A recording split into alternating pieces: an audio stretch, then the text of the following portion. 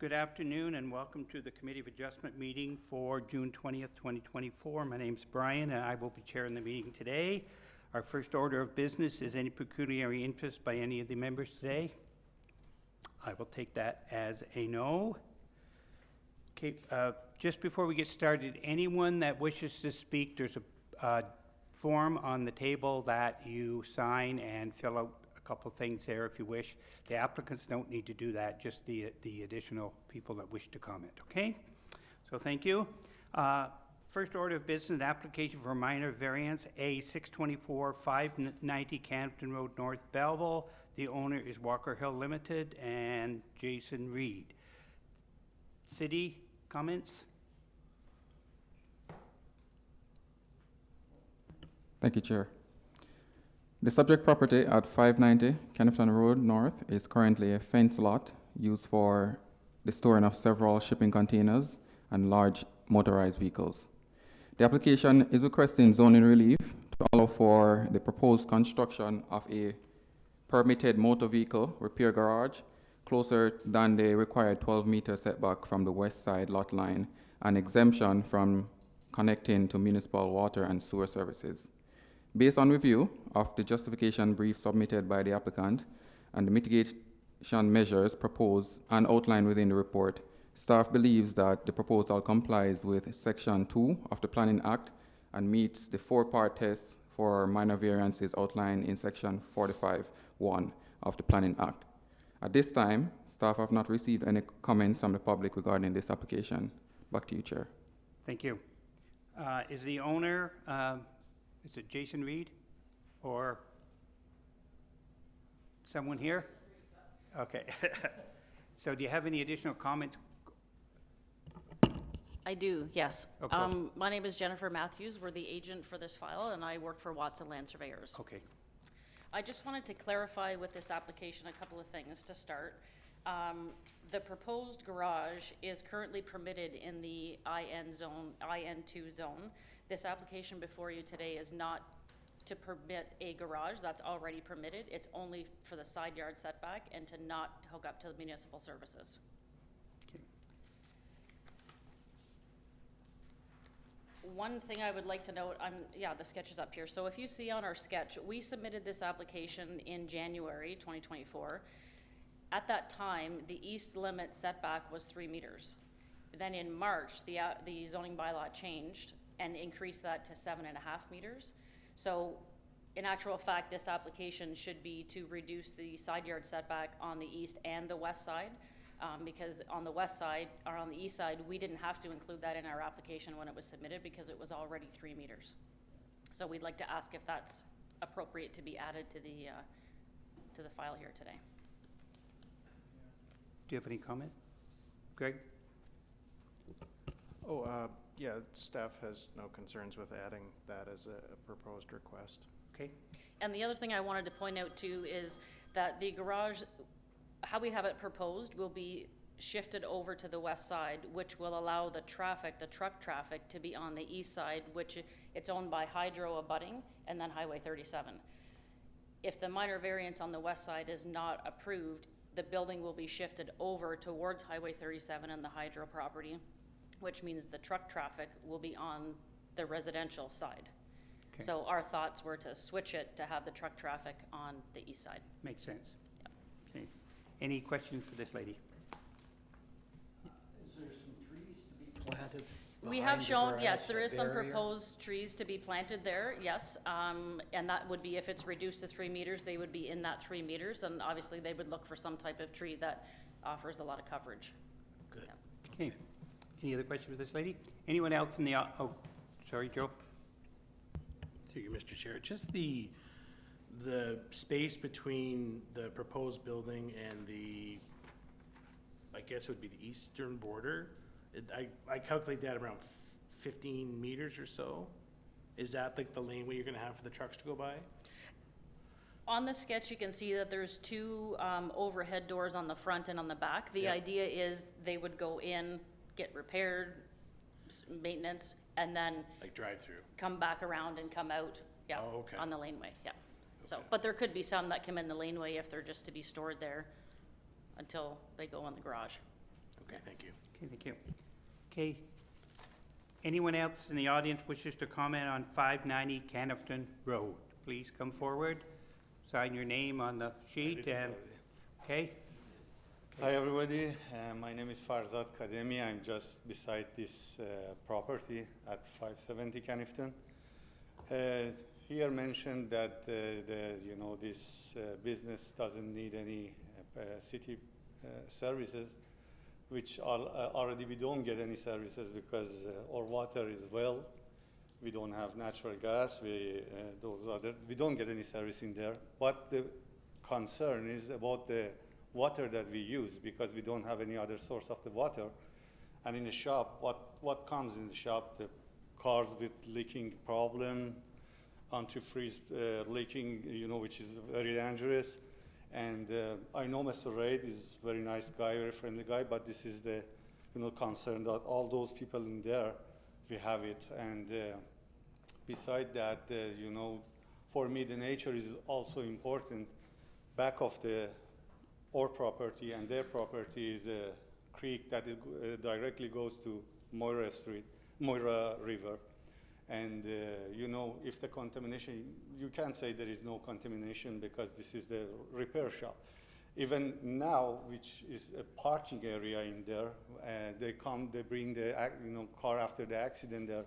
We see, a spoil and leaking and spills leaking and all the stuff in there. And for sure, the water in there or wells are not safe in there. And if they get any contamination in there, what we can do, we don't have any other source of water there. So this is very concerning for us, and I hope they think about this matter because this is really important for us. My friend also, another house beside us, all of those, we talk to each other. This is really big concern for us for the contamination of the water. So I don't know how they, in a residential area which don't have the running water from the city, they want to approve this kind of things already, Yeah. Thank you, everybody. Jack, did you have a question? Anybody else have a concern, comment, question? Hello, I'm Peter Collier, 562 Canafton Road North. Just a little worried about this. We just moved here from Durham Region. And, it was a nice, quiet place. We came from a court. Well, we're not on a court anymore, but that's to be expected. It's a bus route. It's a little busier, I'm concerned about my property value. I just bought a house, and that'll probably drive the property value down, in my mind, as well as the noise, and I'm only 400 feet away from it. So it's going to be a repair shop. You're going to have a lot of air hammers and ratchets going, and, I'd like to see what you guys would think if maybe the place was built near your house, Instead of listening to the birds, all you hear is hammers and ratchets running. So that's my concern. Okay, any questions for this gentleman? Nope, okay. Thank you. Anyone else wishes to comment on 590 Canafton Road North? If not... Can we get a response from the city about the water concerns? Okay, Greg, somebody? Certainly, through the chair, the challenge with this site is that it is designated and zoned for industrial use at this point. So the use of the property for this is permitted, and I mean certainly any off-site impacts would be the owner's liability to deal with. But essentially, the nature of this application and the only latitude that the committee really has in considering this is whether this reduction from the required side yard setback, reducing that to a 3-meter setback on the west side, whether or not that will affect any of these concerns that the neighbors are bringing forward. Okay, thank you, Greg. Any other questions, concerns, comments? Okay, if not, you're moving, seconded by, all in favor? Carried, thank you, done. Okay, our next application is a minor variance, 257 Bridge Street East, Belleville, Ontario. The owner is the city of Belleville, and comments? Thank you, Chair. This is a city-initiated minor variance application for the Glenmore National Historic Site. The application requests relief to allow for an accessory building located in the exterior side yard, which is located closer to Dufferin Avenue than the museum, with the minimum exterior side yard setback of 1 meter. The proposed accessory building is intended for an accessible washroom and storage room. Prior to today's meeting, 2 members of the public have provided correspondence regarding the application. Back to you. Thank you. Is there anyone who wishes to comment on 257 Bridge Street East? No? Okay. We did receive some comments from a couple individuals.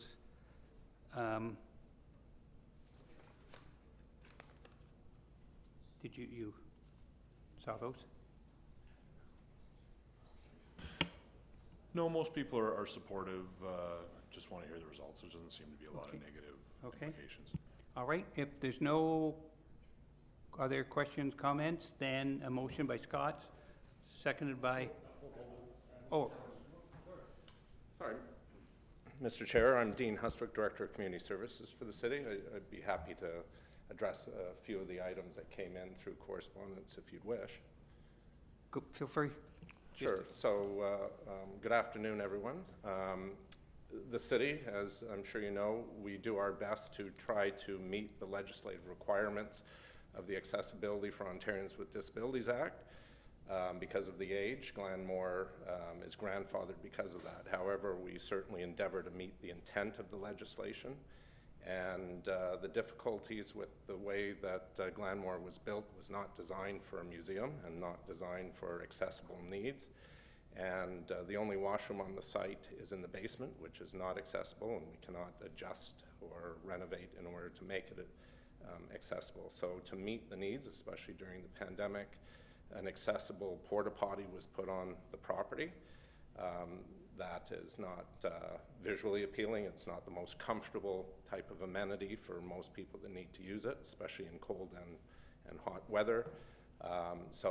Through our accessible funding and our capital planning, our desire is to build a permanent, accessible, very small structure with a little bit of storage for exterior maintenance on the southwest corner. And the intent is that we want to have it as far away from the main structure as possible, but also close to accessible parking and the parking lot. So we feel that this is meeting the broader needs of our clientele and the community, especially for a museum of this nature. I know there were some concerns also addressed about trees. We have in recent years, due to storms, lost a number of trees, and the emerald ash borer has certainly decimated a number of trees as well. The construction of this structure will also require the removal of a few trees, but as part of the plan, we will replant a number of trees to provide visual coverage, especially from the front of the property. So, and there were some other comments about overall look of the site, and our plan is to develop a landscape strategy for the overall site. We're just dealing with some other priorities, and that'll be a budget item that we take forward either for next year or the year after, and that's intended to certainly beautify the overall site. And that would also address the fencing issue that was raised. Yeah. Okay, that was my question, the fence. Scott? Sorry, can we get we got a bit of a sketch of what this is going to look like. Is it going to kind of match the aesthetic of I mean, obviously I understand it's not going to be of age of Glenmore, but like, is it going to kind of fit in with the site overall, the structure itself? Like, what color is there? I'm just curious. Well, how it's that's going to fit in. I mean, this is a debate with heritage and planners. Generally, you don't try to match the heritage design of facilities like that, so it's not intended to meet those. But it's not going to standards. stick out, I guess, would be. No, it's McGlash? Yeah, what color is it? Yeah, off-gray, board mat. It's Okay. non-obtrusive, and with the planting of the trees, much of it will be covered, certainly from the front as well. Okay. Thank you, sir. Okay, thank you. Okay, so we had a motion there and seconded by Joe. All in favor? Carried, thank you.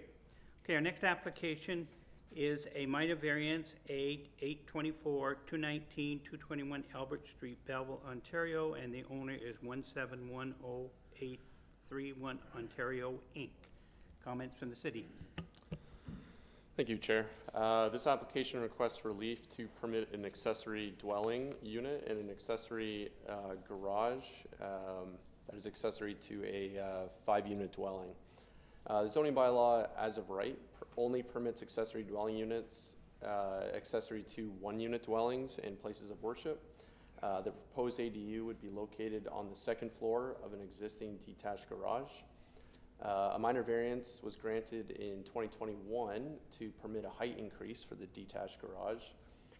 Prior to today's meeting, 5 members of the public have provided correspondence regarding the application, including 2 with objections, 2 with no objections, and 1 just requesting more information. Okay, Back to you. thank you. So, you are the owner, I guess. Tim McKinney, Yes. owner of the numbered company. Okay? Yeah. Any additional comments you would like Yes, to make? I have a little presentation. Okay, go ahead. There were a couple of letters that came in, and I've addressed them one directly, and I think we've worked out an arrangement. The other one just came in this afternoon, so I have not had the opportunity to talk to those people that made those comments, but I'm going to address those comments. Okay, Okay. And just a little background, I've owned this fiveplex, and some of what I'm saying relates to the letter, because it wasn't very positive about their experience with my property or me. So I'm just going to address everything at once. I bought this property in 2006 and have been continuing to improve the property over the last 18 years. I'm an investor and pride myself on keeping my properties up to date. I've spent several $1,000s renovating these units. I am an inclusive landlord in that my tenants range from people on social assistance. I have a few specifically mental health related, to students, to retired couples, professionals. I also assist Quinte Healthcare when they have a new doctor looking at Belleville. I often will give them a tour of Belleville, and I often will be able to accommodate them in some of my properties, and some may be short-term, some may be long-term. I provide, I guess my hope in building this unit would be to have a place for people, professionals, and physicians in particular, so that when they arrive to Belleville, a lot of them like to rent before they buy. So I'm often involved in that process, and I've had a long-standing relationship with Quinte Healthcare. My full-time day job is real estate at RE/MAX. Been selling for 33 years. So I'm not just an investor that's bought this and is trying to capitalize on the housing crisis in our city. As you know, the province and the federal government are pushing for this type of development, infill development, and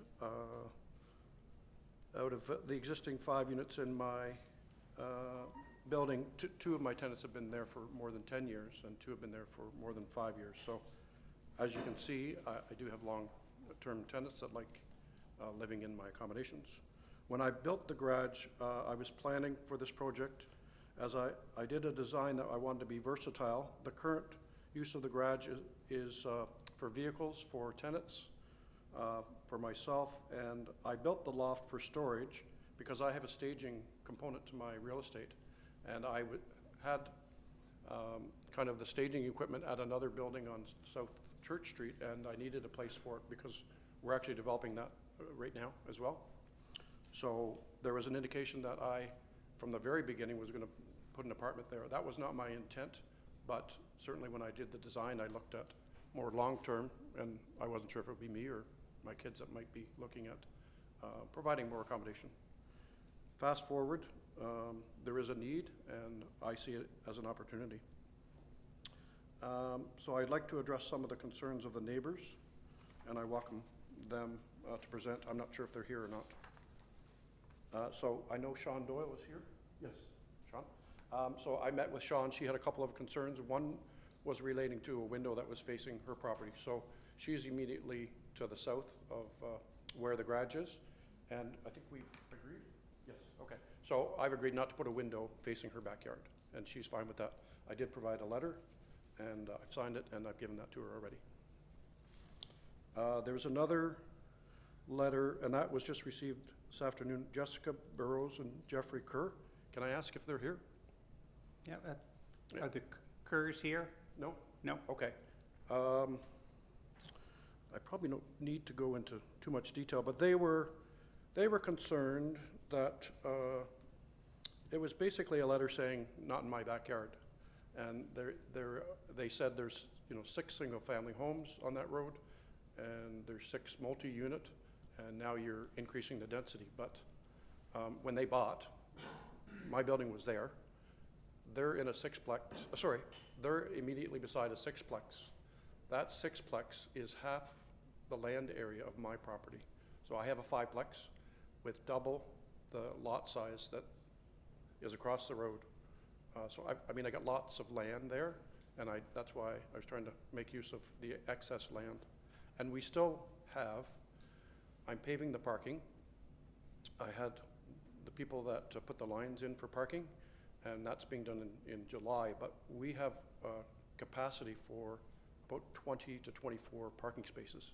And we're talking 6 units, so way, way more than needed.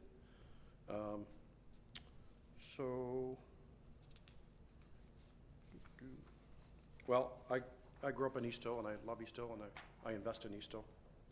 I'm not gonna address the other concern because they're not here to ask, I don't think. And I'm just trying to provide more accommodation, and I see an opportunity, and I think it'll work well for those looking for nice accommodation. It will be probably a little bit more on the upscale, and it will blend in with there. And it's a beautiful street. I love the old houses, so that's my intent to continue on.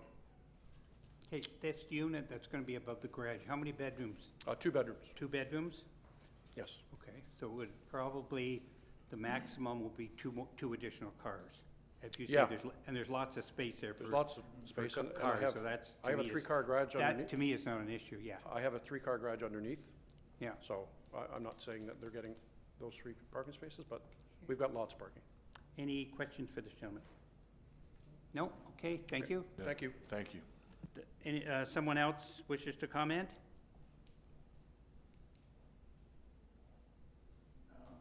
My name is Chris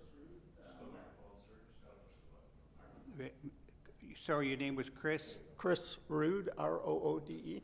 Okay, thank you. My wife and I own the house at 218 Foster Avenue, which is directly behind the property on Albert Street. And the Albert Street garage is just behind the back fence of our backyard. When we moved to Belleville in December 21, no garage existed in the backyard. I believe we did receive notification of the application to build the garage, but building a garage is not something that we would have opposed. But we were new to the community, and opposing what your neighbors want is not, doesn't make a lot of friends in the neighborhood and isn't a great introduction to the community. So once construction of the garage finally started, our concerns grew as we realized that the garage was a 2-story with a peaked roof on top of that. And we did ask the construction crew about the garage, and they indicated that the 2nd floor was in fact for storage, which was a great relief to us. Our backyard is not huge, but it has a little bit of grass for our 2 dogs and a fairly large deck off the back of the house where we like to spend time in the warmer months dining and just relaxing and with friends. We also have a hot tub around the side of the house, which we like to use ourselves or have the kids use when they come to visit. The thought for us of having someone with a window directly overlooking that area for us is impossible to contemplate. When we moved to Belleville, we were moving so my wife could take a job at Quinte Health, which she still has.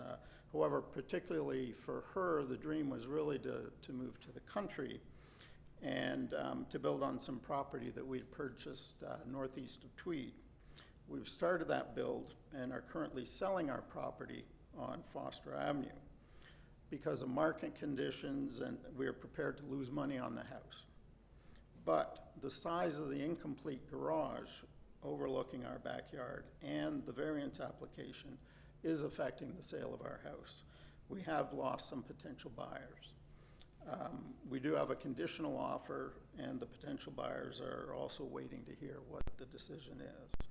In hindsight, I wish we had opposed the building of the garage in the first place, but at this point, our only hope is that we can avoid, at the very least, having windows overlooking our backyard. Thank you very much for your time. Okay. Anyone else that wishes to comment on Albert Street? Mr. McKinney, I have a question. How many windows are in the back of that? So at the current time, there's no windows because it's storage.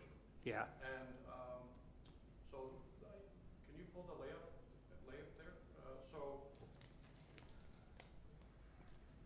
I guess the plan, what's the plan for the Okay, back of? So the back is, you can see the back is kitchen, dining room Okay, in the middle, and on the far end, there's a bedroom. Now, the only windows that are showing are bedroom windows. And my intent was, we could have put another window in that bedroom too. And we definitely need a window in the kitchen and dining room. So I was there today to look, because I understand your concern. There are some big trees back there that's gonna block things a little bit. Sorry, just to correct, there are no big trees in our backyard blocking that. There is a big tree in the next door neighbor's yard that frankly is so big that at some point in the near future it needs to be taken down so it doesn't blow down in a storm and destroy their house and ours. But anyway, sorry. Okay, so, we haven't finalized where the windows are going, but naturally you'd want a window in your kitchen. So that was a priority for me. And, I wouldn't put one at the back where the second bedroom is, because we can put a window on the north side. So, Okay. I do feel I need a window in the kitchen. so the windows at the back would be a dining room and a kitchen window, correct? Yeah, you could do one above the sink. No, just in the kitchen area, yeah. We haven't designated where. Yeah. Sorry, I missed that comment. I'm just saying, where the windows goes is not really the concern of this committee, right? Like, that's not, where you put your windows is not the concern of the committee. Ultimately, the progressive conservative government that is in power has made these dwelling units legal, and we can't really stop them, is kind of the bottom line, is as far as I see it. Yeah. I guess the frustration is when the initial application went in, the application was for a garage with storage. I'm not sure which of the stored items requires a dormer window in the front, and you've got a couple, so clearly you've been hoodwinked right from the Once beginning, again, sir, and- it is legal in the province of Ontario for every property to have an accessory dwelling unit, according to Doug Ford and Todd Smith, who voted for that. So, definitely have a chat with them too.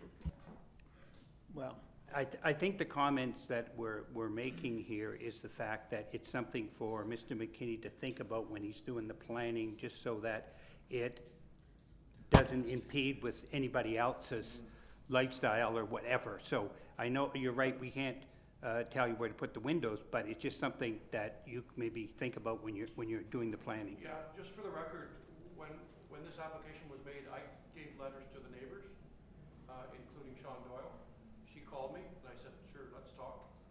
And I did give you a letter, and I didn't hear from you directly. And I'm always one that, okay, let's talk and let's see what the problem is, see if we can solve the problem. But I never heard from this gentleman at all, so I assumed he didn't have a problem. Okay. Any other comments, sir? no, sir. Okay, anyone else wishes to comment on Albert Street?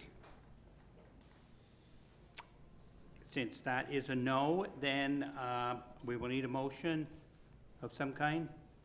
Moved by Jack, seconded by Mike. All in favor? Done. Thank you. Okay, our next application is a minor variance. 138 Queen Street, Belleville, and the owner is Jason Shaw, and staff. Thank you, Chair. This application requests permission to increase the permitted height of an accessory building from 4.5 meters to 5.8 meters, an increase of 1.3. The proposed building is a detached garage intended for personal storage. The proposed detached garage would be required to meet all other zoning provisions of the bylaw. No comments from the public have been received regarding this application. Okay, Back to thank you. Is Mr. Shaw here? Or Ms. Shaw? Do you have any additional comments? Or? Okay, do you have any questions for this lady? Okay, it's just going to be increase the height? Yep. That's all, okay. If nobody else on Queen Street? No, okay. Moved by Scott, seconded by Robert. All in favor? Done, thank you. Okay, the next application is a application for a minor variance, A1024, 65 Prince of Wales Drive, Belleville. The owner is Kathleen and Gregory McGinnis. Staff? Thank you, Chair. The subject property at 65 Prince of Wales currently features a one-unit detached dwelling with an attached garage that maintains a minimum exterior side yard of 1.2 meters. The application is requesting zoning relief to allow for the expansion of the attached garage into the required exterior side yard and a 4.6 meter garage door projection into the front yard to facilitate the creation of an additional bedroom. It is important to note that the property expansion will not further decrease the exterior side yard setback, and the required minimum front yard setback will still remain adequate. At this time, staff have not received any comments from the public regarding this application. Back to you, Chair. Thank you. Is there anyone for the McGinnis family? Do you want to come up in case we have questions or you have comments?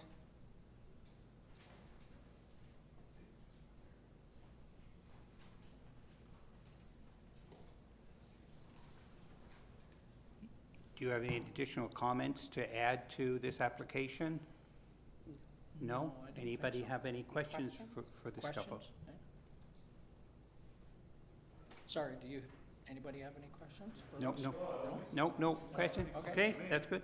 Thank you. Anybody from the audience wishes to comment on 65 Prince of Wales Drive? I'll take that as a no. A motion?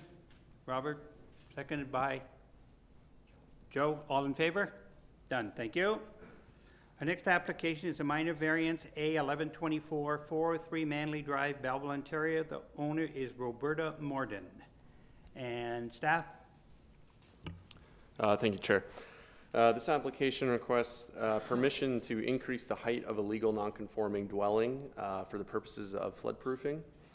Section 18.5 of the zoning bylaw permits reconstruction of a dwelling to a safe condition, provided it does not increase the height or size of the building.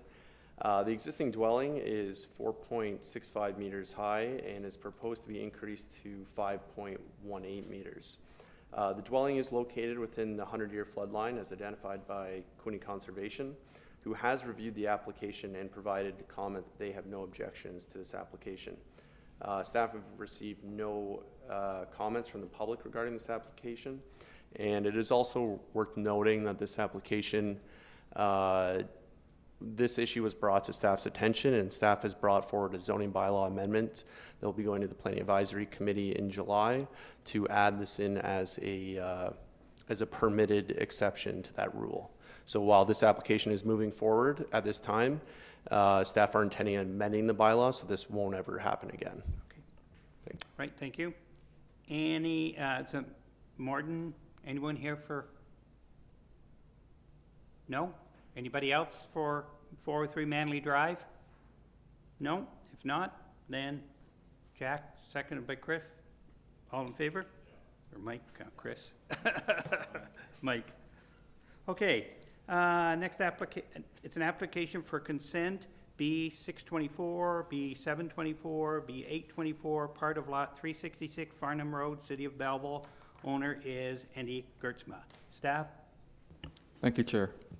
The property at 366 Farnham Road currently features a one-unit detached dwelling with several accessory buildings.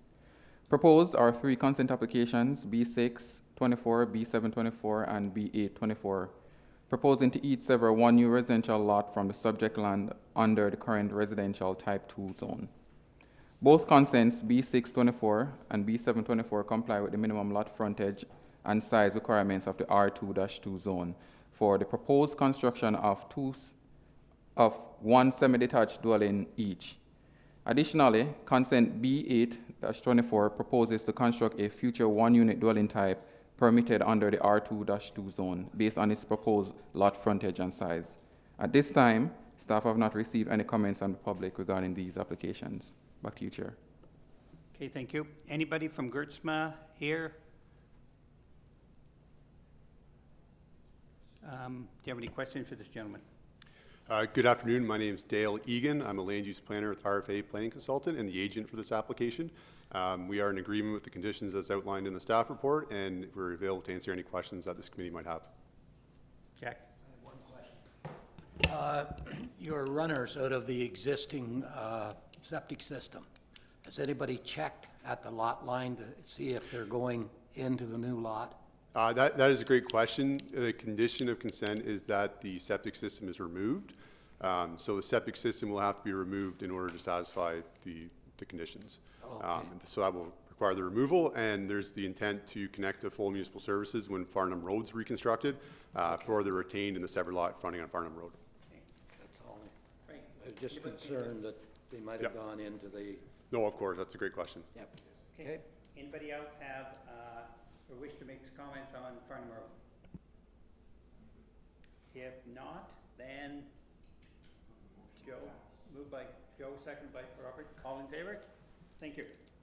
Okay, next application. Application for consent B924, 33 Gifford Road, City of Belleville. The owner is Patrick Quinn and Cindy Quinn. Staff? Thank you, Chair. The property at 33 Gifford Road abuts Clearview Road, Bethel Road, and Gifford Road. The proposed consent application seeks to subdivide a portion of the subject land, which includes approximately 375 meters of lot frontage along Clearview Road and spans 3.7 hectares in total lot area. The proposed consent is to allow for the proposed construction of a one-unit detached dwelling. Additionally, rezoning of the severed portion will be necessary under the policies of the rural land use designation of the official plan and is included as a condition of the consent. At this time, staff have not received any comments from the public regarding the application. Thank you, Chair. Thank you. Is Mr. and Mrs. Quinn here? Just want to come up in case we have any questions or you have any additional comments? I have no comments. Good. So you're just severing off a lot here to go to an individual host, huh? Okay. Anybody else want to comment on Gifford Road? No. If not, then motion by Robert, second by Scott. All in favor? Done. Thank you. Okay, our next application for consent. B1024, B1124, B1224, B1324, B1424, B1524, B1624, 1724, 1824, part of lot 84 Camden Road North. And the owner is a numbers company, and Mr. Cocker, I guess, is the owner of that company, but staff first. Thank you, Chair. 84 Kennington Road North currently features a 2-unit dwelling and a commercial building. Consent applications B10-24 to B18-24 propose to sever 9 new residential lots from the subject property. Each new lot on Lywood Street would require approximately 9.8 meter of lot frontage and 3.96 square meters of lot area for B14-24 to B18-24, including the retained lot for the proposed construction of 6 semi-detached dwellings. Consent B10-24, B12-24, and B14-24 each propose approximately 13.7 meter of lot frontage on Kennington Road North and 526 square meters of lot area for the proposed construction of 3 detached dwellings. Additionally, consent B11-24 proposes approximately 19.7 meters of lot frontage on Kennington Road North and 778 square meters of lot area for the retention of an existing converted 2-unit dwelling. The subject property recently received a recommendation of approval from the Planning Advisory Committee for both an official plan and zoning bylaw amendment to facilitate the proposed residential development. At this time, staff have not received any comments from the public regarding these applications. Back to you, Chair. Thank you.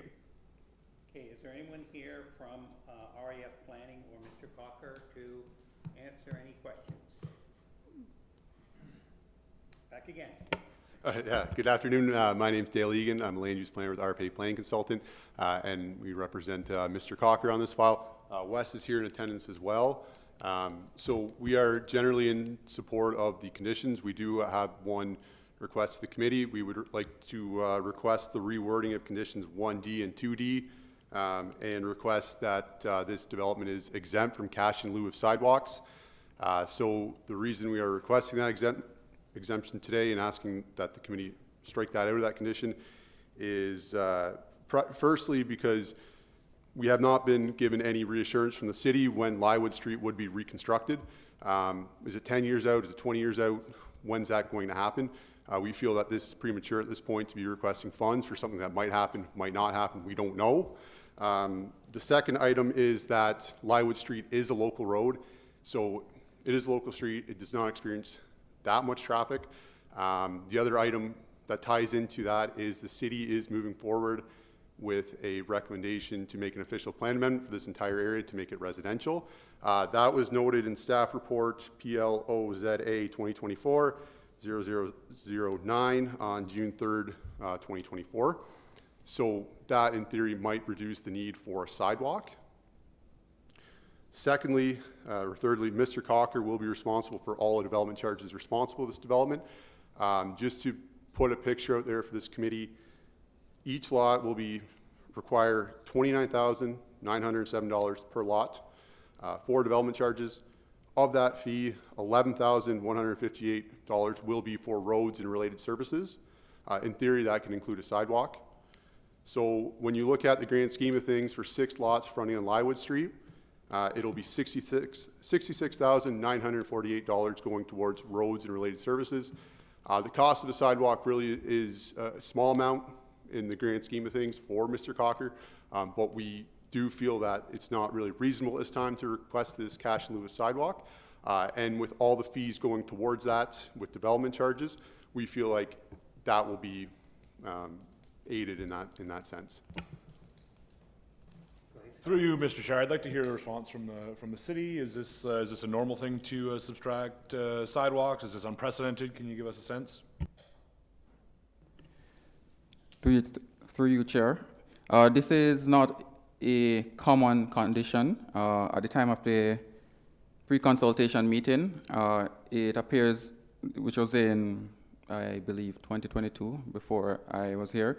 It was part of the discussion that there will be more than likely a condition for cash in lieu of sidewalk. I believe it perhaps is stemming from the fact that there will be an increase in number of persons along the Lywood Street, and that, as a local road, it requires usually one side to have a sidewalk, and provided that that's not there, it could be that, and also providing that the construction of sidewalk is the developer's responsibility. Instead of having just the sidewalk be constructed within that section and not towards the entire section of Lywood Road, I believe that the city was asking for cash in lieu instead of having the physical sidewalk constructed, just to prevent the fragmentary construction of a sidewalk. So that, I believe, was the intention behind the condition to request, just in case if it's to be constructed, we would like to request the cash in lieu. Has there been any decision on which side it's going on the east side or west side, your sidewalk? Or has there anything been done with that? Like, if it ends up on the east side, that's opposite side of your buildings. And if they put it in on the west side, then you've got a sidewalk, you gotta cross over the thing, come over there, go back out. So until somebody makes a decision with regards to whether it's east or west, there's no use putting a sidewalk in there. It's just a waste of time and money. How much money are we talking for cash in lieu of sidewalks? Do we know approximately how much that fee is? Certainly, through the chair, the amount for cash in lieu of sidewalk would essentially be based on the cost estimate provided by the developer. As a ballpark, I think city costs, we've been seeing around $150 per square meter, but I mean, that's something that I think the owner's engineer would have to look at in terms of the length of sidewalk and what that would cost to put in. Again, the reason that we were suggesting cash in lieu was because, as you say, Jack, you know, without reconstructing the road, if you put in a sidewalk for just across the frontage of those properties, then it's not necessarily going to connect to anything for quite some time. Yeah.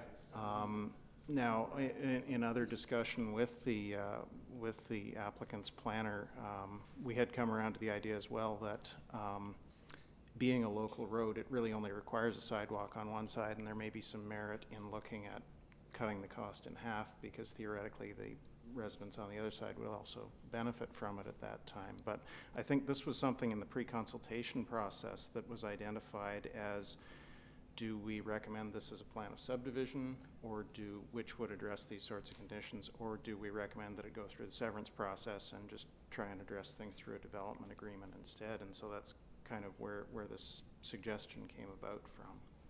At the moment, if there's a subdivision that's already there and the city is putting sidewalks in, the residents do not have to pay, correct?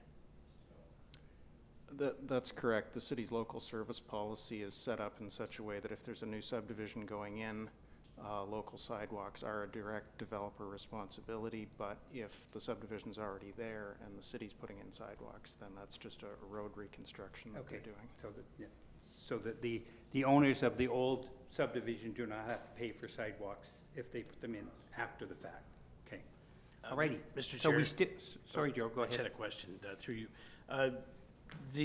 When you mentioned all the fees, did you leave out the cost of the application? How much, did you guys have to do 10 applications for this? Yeah, so I believe there's about 10 applications. That was just development charges that are payable to the city at time of building permit, were the fees I was referencing. Yeah. So at time of building permit, whoever is building the homes will be responsible for that $29,000 in addition to their building permit fees. Okay, but you had to, I just want to clarify, Yeah. this is 10 application fees, right? Correct. Okay, thank you. Okay. Go ahead, Jack. One other question. Stone house, is there anything to be done with it? Is it just going to stay there?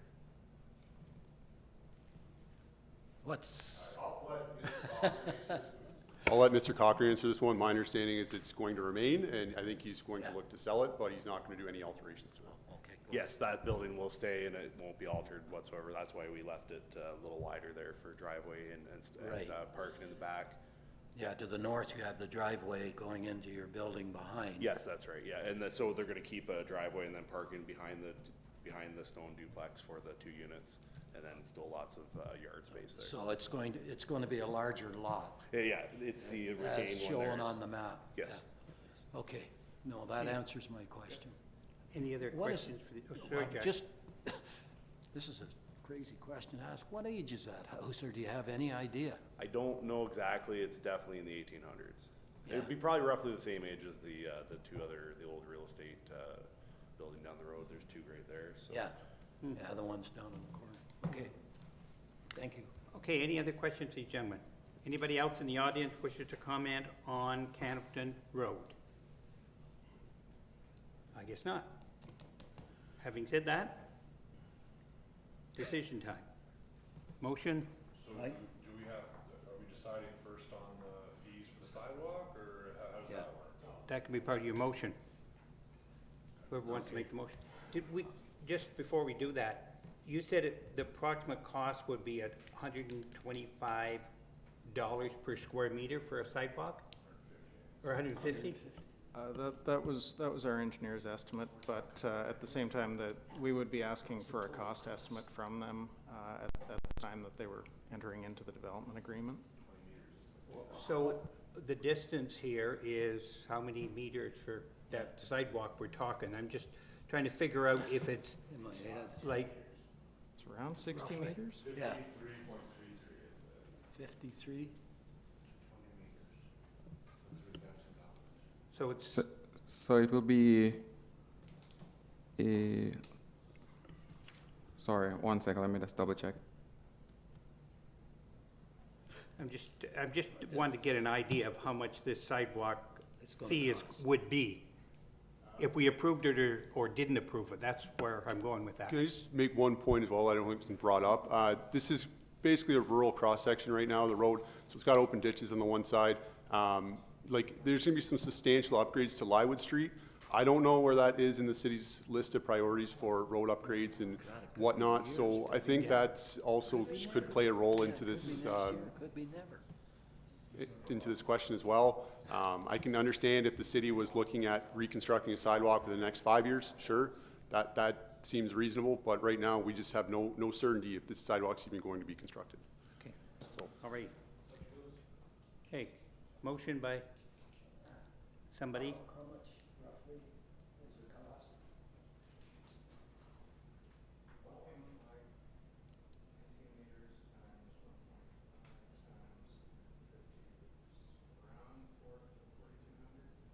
So it's, well, I think you should pay it, but just pay it update now. Like, be part of the thing. You can pay it and give it to the city in today's dollars. that's right, and, that's right, Today's dollars as opposed to 10 years from Right. now when it might be double. okay. Okay, do you want to, you make your motion and, or who's, I'll make that motion. and include the sidewalk fee? Okay, Sidewalk fee at this, it's, at the cost today. yes, Not in the future. in the future, it could be $25,000. Yeah. Greg?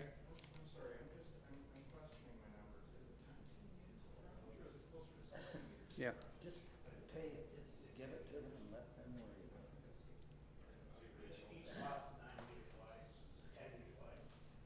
so 10. So we got 5. How much? So $13,000. $1,000, is that? Go ahead. I think Greg should come up with like 13.5. No,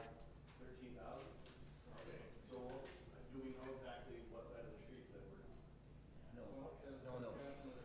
That's cash in lieu of. That would be cash.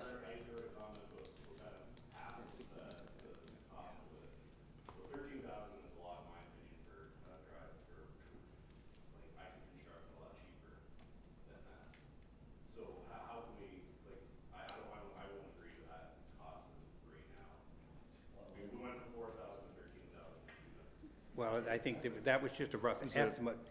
There was some comment about, as you said, about 50% or something. What was that? I was wondering if that might be something else that the committee would consider, would be since both sides of the street would ultimately benefit from this sidewalk when it was constructed, if it would seem reasonable to split that.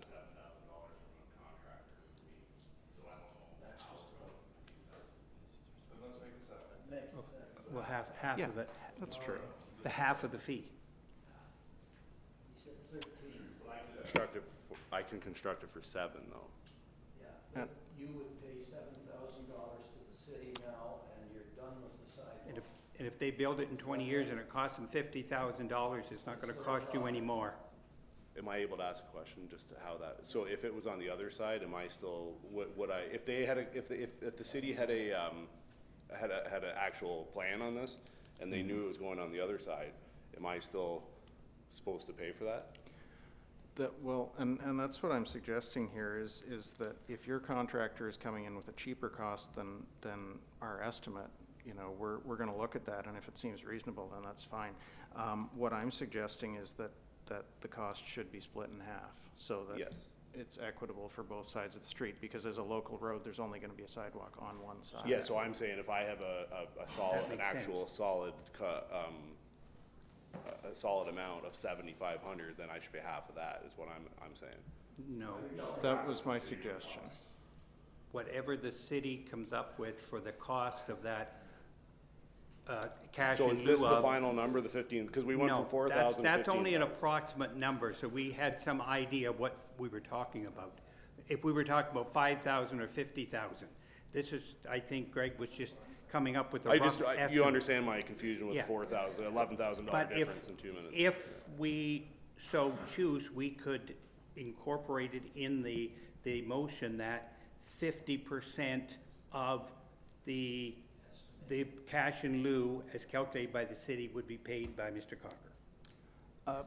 Through the chair, what I'm suggesting is that it's actually his engineer who would provide us a cost estimate on constructing the sidewalk. I don't necessarily want the city to be dictating what that amount is gonna be. So I can get a cost estimate on my behalf, we can look at it, make sure it's, and go from there. That, yeah.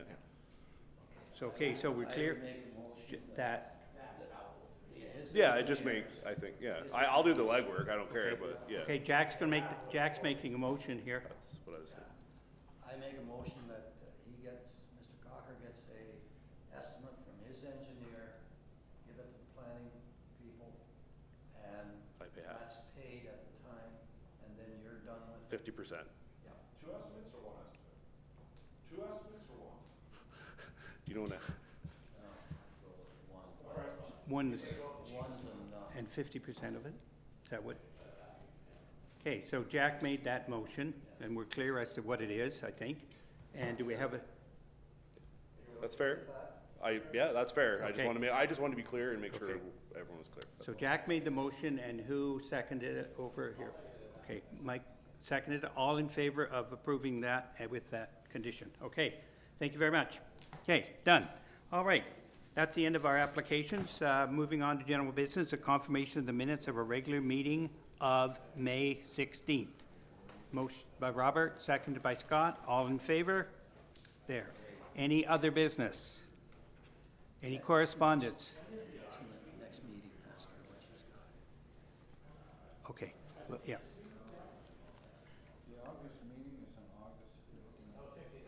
July 18 is the next meeting. This is June. And I will not be here. Aaron, I will not be here. Do we know how many applications there are for next month? I want to say there's about 6 or 7. Plus property standards? Plus, okay. All right, we'll be notified of that later on. Okay. And if that concludes our business of the day, an adjournment by Robert. Thank you. Thank you, people.